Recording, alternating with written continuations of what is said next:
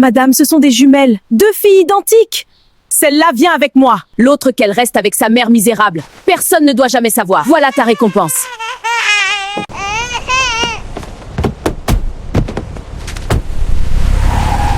La pluie tombait en silence sur la ville de Valcreuse, cette nuit-là, quand 2 cris déchirèrent l'air froid de la maternité Saint-Côme.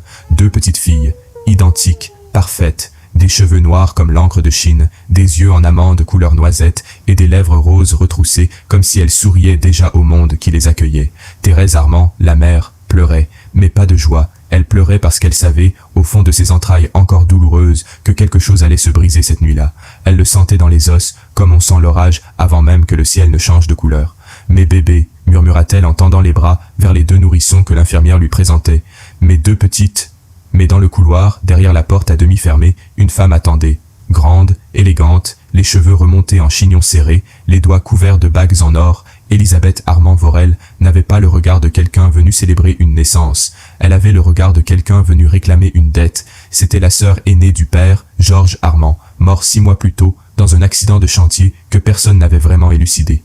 Elisabeth n'avait jamais aimé Thérèse. Elle la trouvait trop simple, trop douce, trop ordinaire pour porter le nom, même effacé, même appauvri, des Armand. Elle entra dans la chambre sans frapper. Thérèse. Sa voix était sèche comme du bois mort. Elisabeth. La jeune mère se raidit instinctivement, serrant ses 2 filles contre sa poitrine. Ce n'est pas le moment. C'est exactement le moment. Elisabeth s'approcha, ses talons claquant sur le carrelage blanc, et elle regarda les 2 bébés avec une expression indéchiffrable, quelque chose entre la convoitise et le calcul. Tu n'as pas d'argent, tu n'as pas de travail. Georges est mort et t'a laissé avec des dettes. Comment vas-tu nourrir 2 enfants? Je trouverai un moyen. Non. Elisabeth posa sa main gantée sur le bord du lit. Tu n'en trouveras pas. Mais moi, oui. Elle marqua une pause, laissant le silence peser comme une pierre. Je prends l'une des petites. Je l'élève comme ma propre fille. Elle ne manquera jamais de rien. École privée, voyage, bijoux, avenir assuré. Thérèse ouvrit la bouche. Aucun son ne sortit. Et en échange, continua Elisabeth, je règle toutes tes dettes. Tu gardes l'autre enfant, tu reçois une pension mensuelle jusqu'à ses 18 ans et tu ne cherches jamais à contacter celle que j'emmène. Vous êtes folle. Je suis réaliste. Le silence qui suivit fut le plus long de toute la vie de Thérèse. Elle regarda ses 2 filles. L'une dormait déjà, le poing fermé contre sa joue. L'autre avait les yeux ouverts et fixait sa mère avec une intensité troublante pour un nouveau-né. Les larmes de Thérèse coulèrent sans bruit. Laquelle, chuchota-t-elle, et sa voix était celle d'une femme qui se noie. Elisabeth désigna le bébé endormi du bout de son index bagué. Celle-là. Ce fut ainsi que cette nuit de novembre, sous la pluie de Valcreuse, 2 petites filles furent séparées avant même d'avoir appris que l'autre existait. L'une s'en alla dans une voiture noire aux vitres teintées, enveloppée dans un châle en cachemire, vers un avenir doré et glacé. L'autre resta dans les bras tremblants de sa mère, dans une chambre d'hôpital qui sentait l'antiseptique et le chagrin. Thérèse appela sa fille Simone. Elisabeth appela la sienne Madeleine. 19 ans passèrent. Simone Armand grandit dans le quartier du Bas-Revers, à l'autre bout de Valcreuse, là où les rues n'avaient pas de nom sur les cartes officielles et où les enfants jouaient pieds nus sur des trottoirs fissurés. Leur appartement était au 3e étage d'un immeuble couleur de cendre, avec une fenêtre qui ne fermait pas bien en hiver et un escalier qui grinçait comme un vieux secret. Mais il y avait des géraniums rouges sur le rebord de la fenêtre. Et le soir, Thérèse chantait en faisant la cuisine. Simone avait poussé comme une plante sauvage, belle sans le savoir, avec ses cheveux noirs qu'elle tressait elle-même chaque matin et ses yeux noisettes qui regardaient le monde avec une curiosité tranquille. Elle travaillait après l'école dans la boulangerie de Marcel, un homme bedonnant et jovial qui lui donnait les invendus du soir en échange de 2 heures de caisse. Elle aidait aussi les voisins, gardait les enfants du dessous, portait les courses de Paulette, la vieille femme du rez-de-chaussée qui sentait la lavande et racontait des histoires à n'en plus finir. Elle ne savait pas qu'elle était jumelle. Thérèse n'en avait jamais parlé, pas par lâcheté, mais parce que chaque fois qu'elle ouvrait la bouche pour le dire, quelque chose en elle se cassait net, comme une branche sous trop de poids. Elle avait rangé ce secret dans le même tiroir que la photo de Georges et les lettres qu'Elisabeth lui avait envoyées les premières années, des lettres froides et brèves comme des reçus de comptabilité. La pension arrivait le 15 de chaque mois, ponctuelle comme une sentence. Simone, elle, rêvait de concours de chant, pas pour la gloire, pas pour l'argent, juste parce que quand elle chantait, elle avait l'impression que le monde entier retenait son souffle. Sa voix était l'une de ces voix rares, chaudes et cristallines à la fois, qui traversaient les murs et faisaient lever la tête aux passants dans la rue. C'est Marcel qui lui parla le premier du concours national de la Rose d'Or de Valcreuse, un événement qui se tenait tous les 2 ans dans le grand théâtre du centre-ville et qui mêlait beauté, talent et élégance. Pas tout à fait un concours de beauté, pas tout à fait un concours de talent, un mélange des deux, avec un jury d'élite et une bourse de 50 000 francs à la clé. Tu devrais t'inscrire, lui dit Marcel un soir, en lui tendant un croissant rassis avec la maladresse affectueuse des gens qui ne savent pas comment dire « je crois en toi ». Avec ta voix, tu gagnerais les yeux fermés. Simone sourit, son son sourire en coin, celui qui faisait plisser le coin de ses yeux. « Je n'ai même pas de robe pour l'audition, Marcel. »« Paulette a des robes. » Ils rirent tous les deux dans la cuisine silencieuse de la boulangerie, et Simone rentra chez elle ce soir-là avec quelque chose de léger dans la poitrine, quelque chose qui ressemblait à un début d'espoir. Elle ne savait pas encore que de l'autre côté de Valcreuse, dans une villa aux grilles dorées perchée sur la colline de Haumont, une jeune femme aux yeux noisettes et aux cheveux noirs tenait entre ses doigts fins la même brochure du concours de la Rose d'Or, et que ses lèvres se tordaient d'une toute autre manière en la lisant. Madeleine Vorel-Armand avait tout ce que Simone n'avait pas. Un dressing grand comme l'appartement de sa sœur, une voiture offerte pour ses 18 ans, rouge et basse, qui faisait retourner les têtes dans les rues de Haumont, des ongles toujours parfaits, une peau entretenue par des soins à 1000 francs le pot, et un carnet d'adresses qui contenait plus de relations utiles que la plupart des adultes n'en accumulaient en une vie entière.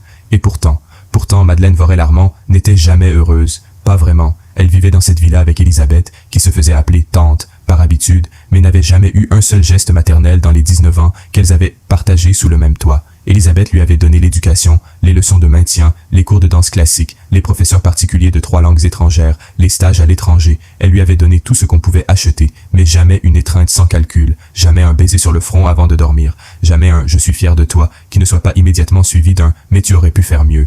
Madeleine avait appris très jeune à ne pas pleurer devant Elisabeth. Les larmes, dans cette maison, étaient considérées comme une faiblesse indigne. Elle était donc devenue dure, brillante et dure comme un diamant, belle et froide comme un hiver sans neige. Elle voulait gagner la Rose d'Or, non pas pour la bourse dont elle n'avait pas besoin, mais parce qu'Elisabeth le lui avait dit il y a 2 ans, d'une voix qui ne laissait aucune place à la négociation, « Tu gagneras ce concours, Madeleine. Notre famille a besoin de cette vitrine. » Et Madeleine, comme toujours, avait répondu « Oui, tante », avec ce sourire appris, ce sourire de façade qui ne montait jamais jusqu'aux yeux. Elle s'était préparée pendant des mois. Coaching, répétition, régime, mise en scène, tout était calculé, millimétré, parfait. Jusqu'au soir où, par pure coïncidence, le destin décida de se mêler de ce qui ne le regardait pas. Ce soir-là, Madeleine avait quitté la villa plus tôt que prévu. Elle avait besoin d'air. Les murs de la maison semblaient parfois trop propres, trop silencieux, comme s'ils étouffaient tout ce qui était vivant. Elle conduisait sa voiture rouge le long des avenues de Haumont, les doigts serrés sur le volant, les pensées embrouillées. Le feu passa au vert, mais elle ne démarra pas tout de suite. Sur le trottoir d'en face, une petite foule s'était formée devant une petite boulangerie, éclairée d'une lumière chaude. Une voix chantait, une voix de femme, claire, puissante, vibrante, une voix qui semblait sortir tout droit du cœur. Madeleine fronça légèrement les sourcils. Ce n'était pas un enregistrement, c'était quelqu'un qui chantait réellement. Elle coupa le moteur, descendit de la voiture et traversa la rue, attirée malgré elle. La voix venait de l'intérieur. Dans la petite boutique, derrière le comptoir, une jeune femme rangeait des pains, tout en chantant doucement, comme si elle ignorait totalement que plusieurs clients s'étaient arrêtés pour l'écouter. Madeleine resta figée dans l'embrasure de la porte. Son cœur rata un battement. La jeune femme leva la tête, et leurs regards se croisèrent.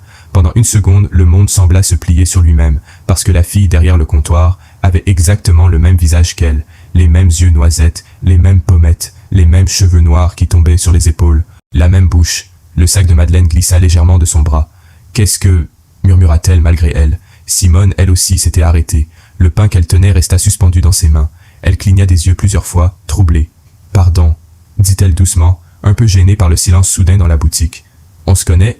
Madeleine ne répondit pas immédiatement. Son esprit cherchait une explication logique, une ressemblance, une coïncidence, une cousine lointaine. Mais plus elle regardait cette fille, plus une sensation étrange lui serrait la poitrine, comme un miroir vivant posé devant elle. « Non », répondit-elle finalement d'une voix lente, puis elle ajouta, sans quitter Simone des yeux, « Mais je crois qu'on devrait peut-être parler. » Le silence tomba dans la petite boulangerie comme une pierre dans l'eau. Simone sentit un frisson lui parcourir le dos. Elle posa lentement le pain sur le comptoir, essuya ses mains sur son tablier et observa la jeune femme devant elle avec une attention nouvelle. Plus elle la regardait, plus quelque chose devenait troublant, presque irréel. C'était comme regarder son propre reflet, mais habillé autrement, coiffé autrement, avec une expression plus dure dans les yeux. « C'est étrange », murmura Simone, en laissant échapper un petit rire nerveux. « On dirait vraiment... » Elle n'osa pas finir sa phrase. Madeleine s'approcha d'un pas lent. Les clients dans la boutique se regardaient entre eux, murmurant à voix basse. Marcel, qui sortait de l'arrière-boutique avec un plateau de baguettes, s'arrêta net. « Par les moustaches de mon père », souffla-t-il. « Simone, c'est ta sœur ou quoi ?» Simone rougit immédiatement. « Marcel, arrête !»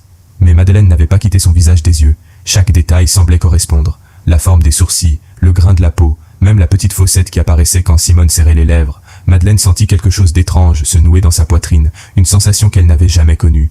Pas de la colère, pas de la jalousie, quelque chose de plus profond. Elle posa ses mains sur le comptoir et demanda calmement « Comment tu t'appelles ?»« Simone », répondit la jeune fille. « Simone Armand. » Le nom tomba dans l'air comme un coup de tonnerre silencieux. Madeleine pâlit légèrement. Pendant une fraction de seconde, son regard vacilla. Elle connaissait ce nom. Elle l'avait vu autrefois dans des papiers que sa tante avait rapidement refermés devant elle. Elle n'y avait jamais prêté attention, jusqu'à maintenant. Elle inspira lentement. « Moi, je m'appelle Madeleine. » Simone pencha la tête. « Madeleine, quoi ?»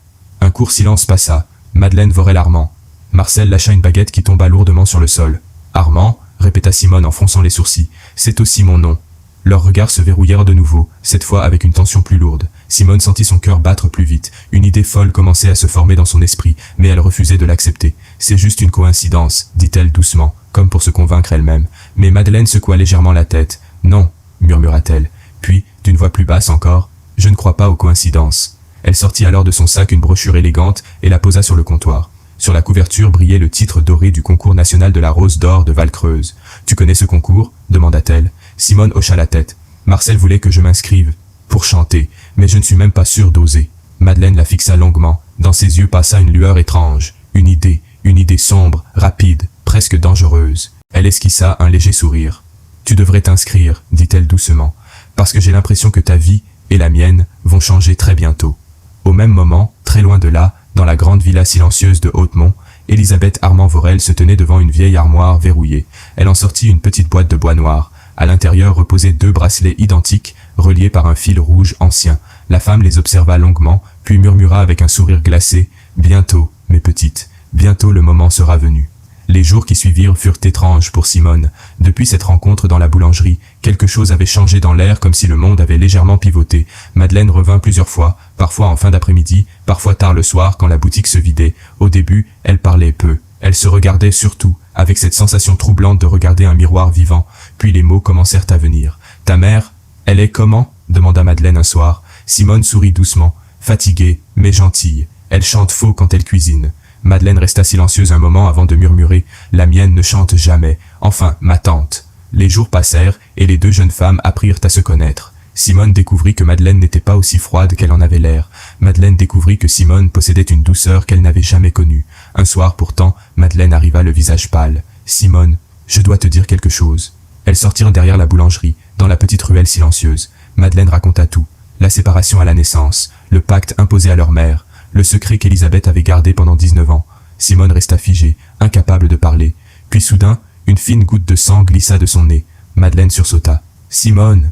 Simone essuya doucement le sang et murmura « Alors c'est vrai, on est vraiment jumelles. » Un silence lourd passa, puis Simone releva la tête. Elle voulait nous séparer pour nous contrôler, mais elle a oublié une chose. Madeleine fronça les sourcils. « Laquelle ?» Simone prit sa main. « Les sœurs peuvent aussi choisir de rester ensemble. » Quelques semaines plus tard, lorsque la vérité éclata et que les manipulations d'Elisabeth furent révélées, tout s'effondra pour elle. Ses affaires furent saisies, ses alliés disparurent, et la femme qui avait voulu contrôler 2 vies se retrouva seule. Mais ce soir-là, dans la petite maison de Thérèse, il y avait de la lumière, des rires et des larmes de joie. Simone chantait près de la fenêtre pendant que Madeleine riait à côté d'elle, et pour la première fois depuis leur naissance, les 2 jumelles n'étaient plus séparées par le mensonge, mais réunies par un lien que personne ne pourrait jamais briser.